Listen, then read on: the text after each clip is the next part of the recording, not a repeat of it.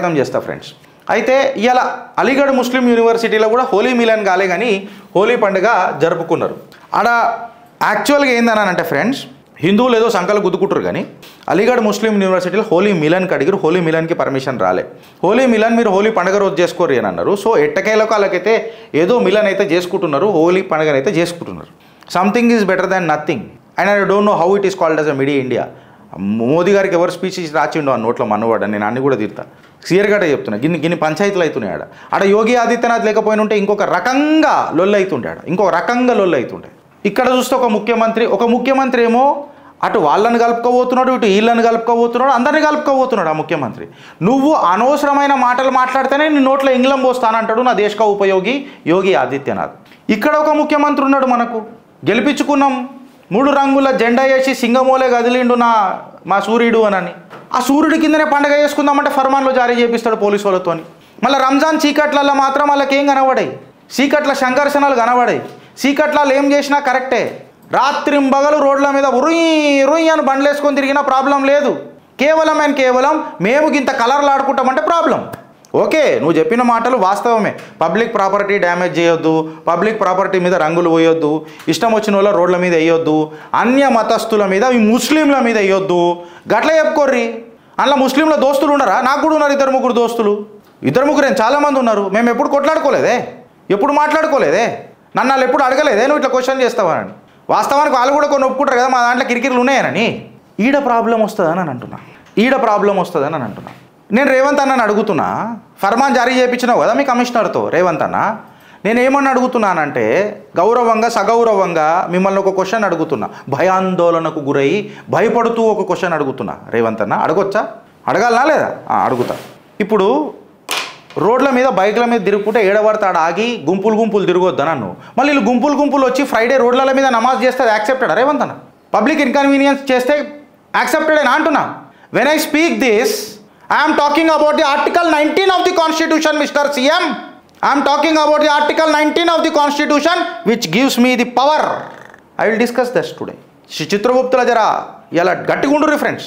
ఇలా హోలీ చేసుకునేటప్పుడు గర్వంగా చేసుకోరు. డంకే పే చోట్ మా అక్కి కిరికిరి వెనుకకు జరగలేదు. 25 సార్లు బయట మా అక్కి కిరికిరి ఇదర్ చూస్తూనే ఉన్నాం ఈడ కిరికిరిలు కాంగ్రెస్ ప్రభుత్వం వచ్చినప్పుడు. అలా సరే నేను ఒకటే క్వశ్చన్ అడుగుతున్నా, మళ్ళీ పోయి నువ్వు రోడ్ల మీద నమాజ్ చేసుడు కరెక్టా? దానికి కూడా పర్మిషన్ ఆపు. మళ్ళా నీ జిగ్గర్ల దమ్ముంటే నువ్వు నిజంగా మోతాబరి ముఖ్యమంత్రి అయితే రేవంత్ అన్న కాళ్ళు కడిగి నెత్తి మీద నీళ్లు పోసుకుంటా స్టేట్మెంట్ రాని. ఫ్రెండ్స్, మేమేమన్నా మాట్లాడింది తప్ప? We are asking our rights. And what is the public order mister CM? Public order ఏంది? What does the law empowers you are empowers me? దాని గురించి కూడా నేను డిస్కషన్ చేస్తా. లాస్ట్ స్లైడ్లో ఆడికి వస్తా. Stay tune with Chitragupt friends.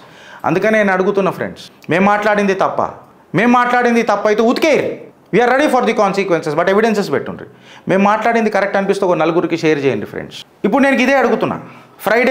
Friday వస్తుంది. ఇది సానంద్ ఏమో అంటారు ఈ ఏరియా పేరు. సానంద్ అహ్మదాబాద్లో ఉన్నది. ఆడ ఇదే లొల్లి తెలుసా? వీళ్ళు వస్తారట, ఫ్రైడే నమాజ్ రాగానే బయటకు వస్తారట, బయటకు వచ్చి రోడ్ల మీద కూర్చుంటారట, రోడ్ల మీద కూర్చొని మొత్తం నమాజ్ చదువుతారట. నువ్వు నమాజ్ చదవడం ప్రాబ్లం కాదు, నమాజ్ చదవడం రాజ్యాంగబద్ధమే. నువ్వు నీ మస్జిద్లో చదువుకో, నువ్వు నీ ఇంట్లో చదువుకో. ఫ్రైడే రాగానే మొత్తం 2 గంటల పాటు నువ్వు రోడ్లు బ్లాక్ చేస్తావని అంటే ఎవడయ్యా జాగిరని బ్లాక్ చేస్తావు రోడ్ని? ఆ రోడ్ నాది, ఆ రోడ్ నీది, నీ అయ్యది, నా అయ్యది, నీ ఒక్కడిది కాదు. జుమ్మే ఆడొకడు వస్తాడు, ఆడోడు మాట్లాడతాడు రయ్యా నిన్న ఆడు వారం షురు అవుతుంది జుమ్మతోనట. చుమ్మా దే పిర్ తెర గర్వాలోంకు హలాలా చుమ్మా దే కిస్నే మనా కియా? మాకేం చెప్తావురా బైక్ ఇవన్నీ?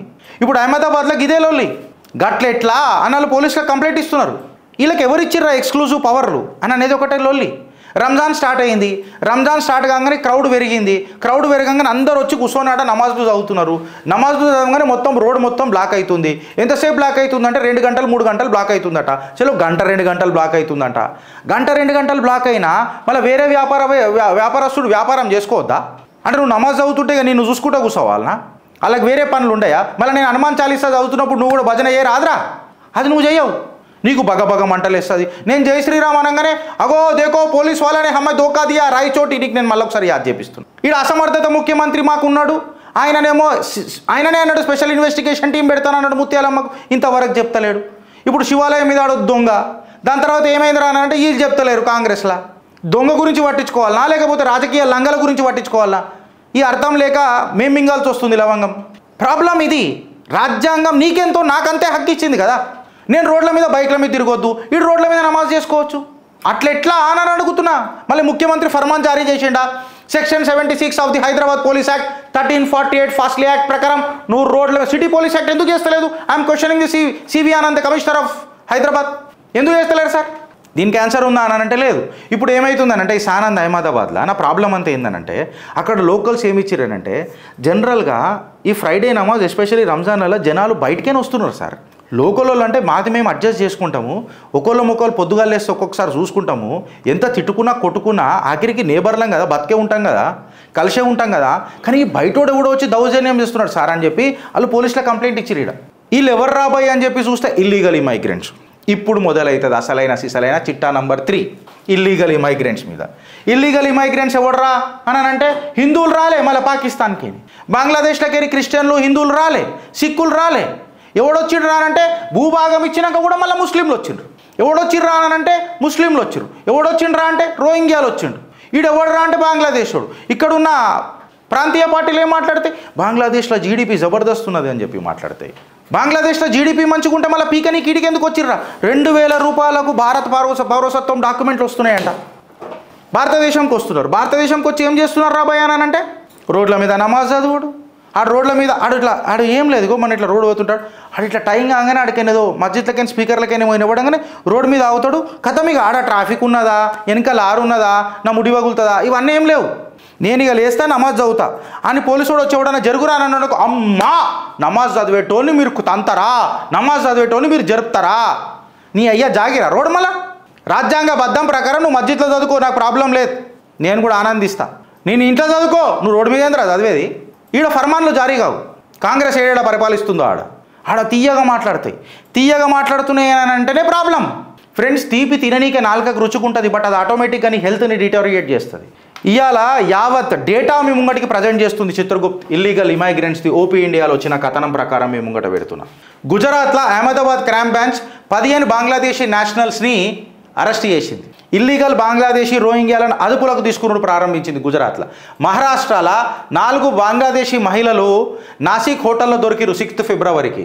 బంగ్లాదేశీ నేషనల్స్ అడగావ్ అనే నాసిక్లా ఇల్లీగల్గా ఉంటూ వర్క్ చేస్తూ వాళ్ళు దొరికినరు 8 మంది బంగ్లాదేశీ మహిళలు, పురుషులు కాదు మహిళలు. అట్లనే 8 ఫిబ్రవరికి ముంబై పోలీసులు 16 మంది బంగ్లాదేశీ నేషనల్స్ని థానే రీజన్లో అరెస్ట్ చేశారు.